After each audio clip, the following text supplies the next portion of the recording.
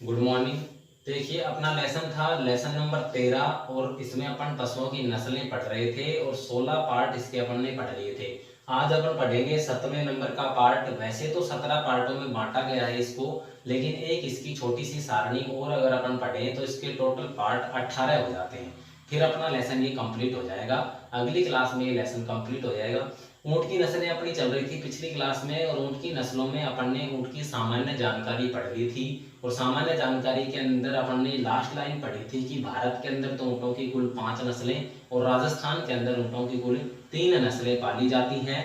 भारत में 5 नस्लें और राजस्थान में 3 नस्लें, और उन्हीं 3 नस्लों को अपन अपने सिलेबस में पढ़ते हैं। और उन 3 नस्लों में जो पहली नस्ल है वो है बीकानेरी, दूसरी नस्ल है वो है जैसलमेरी और तीसरी नस्ल मेवाड़ी है। ठीक है, बीकानेरी, जैसलमेरी और मेवाड़ी ये 3 नस्लें ऊँटों की नस्लें अपने सिलेबस में हैं। इन तीनों की जो मुख्य बातें हैं उसके बारे में अपन थोड़ा सा मोटे मोटे तौर पे पढ़ते हैं, और इसके बाद में जो लास्ट अपना नेक्स्ट क्लास होगी उसमें इस पूरे चैप्टर की एक सारणी है इंपॉर्टेंट, उस सारणी को अपन पढ़ेंगे और फिर ये लेसन कंप्लीट है। तो देखिए इधर फोकस कीजिए। बीकानेरी नस्ल, तो राजस्थान का बीकानेर जिला इसका उत्पत्ति स्थान है। बीकानेरी नस्ल का उत्पत्ति स्थान नाम से पता चल जाता है कि बीकानेरी है, तो राजस्थान का बीकानेर जिला इसका उत्पत्ति स्थान है। विशेषता की बात करें तो बीकानेरी जो ऊंट है इसके शरीर का रंग गहरा भूरा होता है। शरीर का रंग कैसा होता है? गहरा भूरा होता है।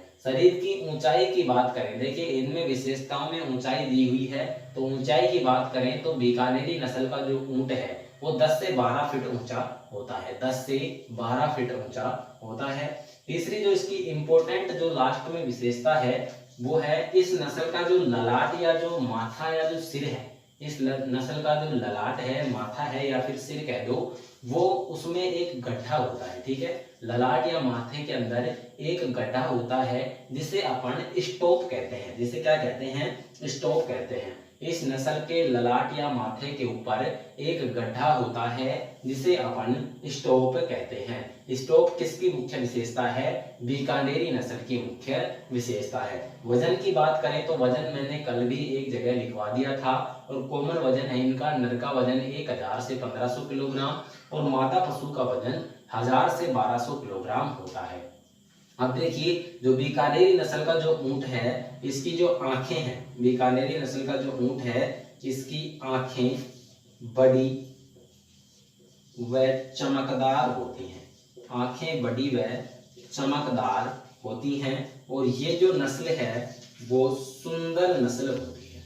सुंदर नस्ल है, मतलब कि सबसे सुंदर नस्ल ऊँटों की बात करें अपन तो ऊँटों की नस्लों में सबसे सुंदर नस्ल कौन सी है? बीकानेरी नस्ल है। और बीकानेरी नस्ल की जो आंखें हैं वो बड़ी व चमकदार होती हैं। ठीक है, इसके बाद में अगला जो आता है वो है जैसलमेरी, और जैसलमेरी का उत्पत्ति स्थान जैसलमेर जिले का थारपारकर क्षेत्र है। जैसलमेर में एक थारपारकर क्षेत्र पड़ता है, वहां से जैसलमेरी नस्ल की उत्पत्ति हुई है। अगर ये याद नहीं रहता है तो जैसलमेरी का जो उत्पत्ति स्थान है वो जैसलमेर जिला है।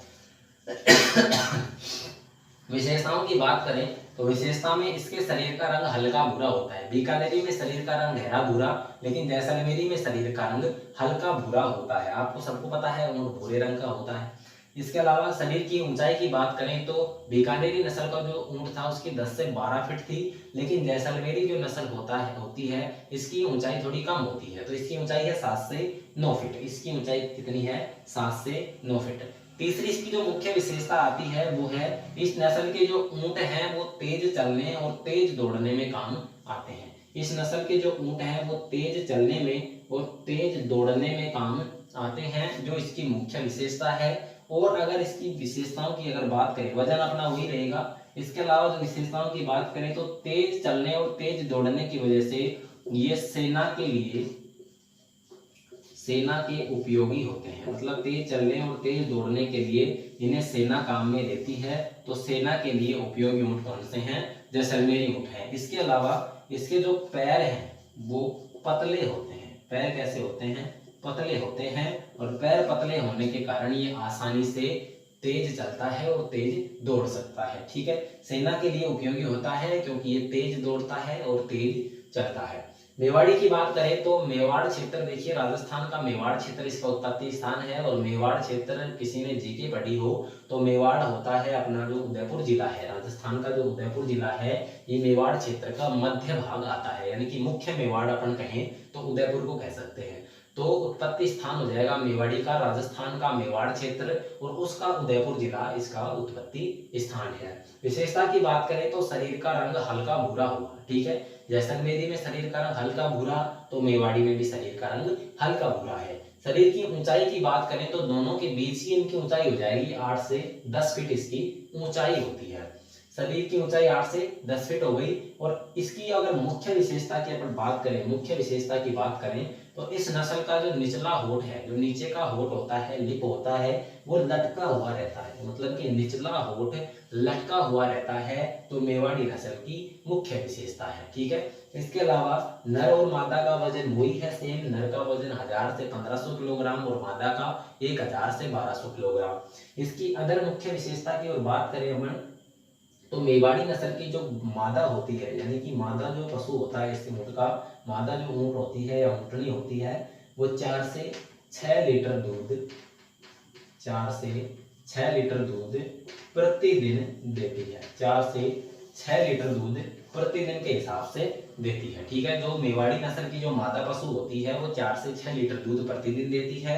बाकी ये जो जैसलमेरी और बीकानेरी नस्ल की मादा होती है या ऊँटनी होती है, ये ना के बराबर दूध देती हैं, इसलिए इनका उपयोग नहीं बताया गया है, ठीक है। अब देखिए इन तीनों का तुलनात्मक मैं बात करूं तो आसान है, तीनों नस्लें, नाम इनका आसानी से याद हो जाएगा, बीकानेरी, जैसलमेरी और मेवाड़ी। बीकानेरी के उत्पत्ति स्थान की बात करें तो राजस्थान का बीकानेर जिला, जैसलमेर के उत्पत्ति स्थान की बात करें तो राजस्थान का जैसलमेर जिला और उसका थारपारकर क्षेत्र है।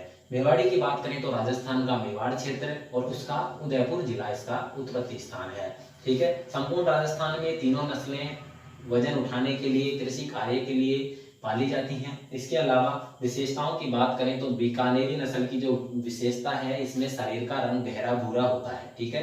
बीकानेरी नस्ल के ऊंटों का रंग गहरा भूरा, जैसलमेरी और मेवाड़ी नस्ल के ऊंटों का रंग हल्का भूरा होता है। ऊंचाई की बात करें तो बीकानेरी नस्ल की जो ऊंट हैं वो 10 से 12 फीट ऊंचे, जैसलमेरी नस्ल के जो ऊंट हैं वो 7 से 9 फीट ऊंचे और मेवाड़ी नस्ल के जो ऊंट हैं वो 8 से 10 फीट ऊंचे हो सकते हैं। इन तीनों का कॉमन रूप में ले सकते हो, लगभग इन्हें 10 से 12 फीट या 9 से 12 फीट आप कर सकते हो, ठीक है।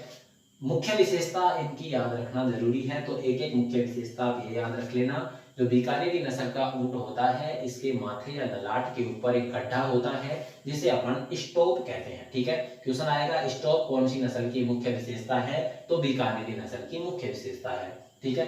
इस नस्ल के ऊंट तेज दौड़ने और तेज चलने के काम आते हैं, कौन सी के, जैसलमेरी के। कौन सी नस्ल के ऊंट तेज दौड़ने में उपयोगी होते हैं, तो वो कौन सी है, जैसलमेरी है। इसके अलावा कौन सी नस्ल के ऊंट सेना के लिए उपयोगी होते हैं, तो वो भी जैसलमेरी है। मेवाड़ी की बात करें तो मेवाड़ी का जो मुख्य विशेषता है, निचला होठ होता है वो लटका हुआ रहता है, ठीक है। जो नीचे का लिप होगा, होठ होगा, वो लटका हुआ रहता है, जो इसकी मुख्य विशेषता है। इसके अलावा मेवाड़ी नस्ल की जो मादा है वो 4 से 6 लीटर दूध प्रतिदिन देती है। अब देखिए सबसे सुंदर नस्ल आपसे पूछे तो सबसे सुंदर नस्ल कौन सी है, बीकानेरी है। सबसे बड़ी नस्ल पूछे तो कौन सी है, बीकानेरी है। सबसे अच्छी नस्ल पूछे तो कौन सी है, बीकानेरी है। आंखें चमकदार और बड़ी पूछे तो कौन सी नस्ल की है, बीकानेरी नस्ल की है। आपको 3 विशेषताएं याद रखनी है। ललाट या माथे के ऊपर गड्ढा किसमें होता है, बीकानेरी में। सेना के लिए उपयोगी और तेज दौड़ने में उपयोगी होते हैं, जैसलमेरी। और नीचे का होठ लटका हुआ रहता है, मेवाड़ी का। बाकी सभी का कॉमन है, ठीक है। ये आपकी ऊंटों की नस्लें हो गई हैं, आप इसका स्क्रीनशॉट ले सकते हो। इसके अलावा लास्ट अपनी जो नेक्स्ट 18वें नंबर की जो पार्ट होगा अपना, 18 नंबर का जो पार्ट चलेगा कल नेक्स्ट क्लास में, उसमें अपन लास्ट इसकी एक महत्वपूर्ण सारणी है उसके बारे में पढ़ेंगे। उससे हमेशा क्वेश्चन आते हैं कंपटीशन एग्जाम के अंदर, और 1-2 बार क्वेश्चन आया हुआ है 12th क्लास के बोर्ड के एग्जाम में भी, ठीक है। तो इसका आप स्क्रीनशॉट ले लो, उसके बाद में अपन कल नेक्स्ट क्लासेस की पढ़ते हैं और फिर ये लेसन अपना कंप्लीट हो जाएगा।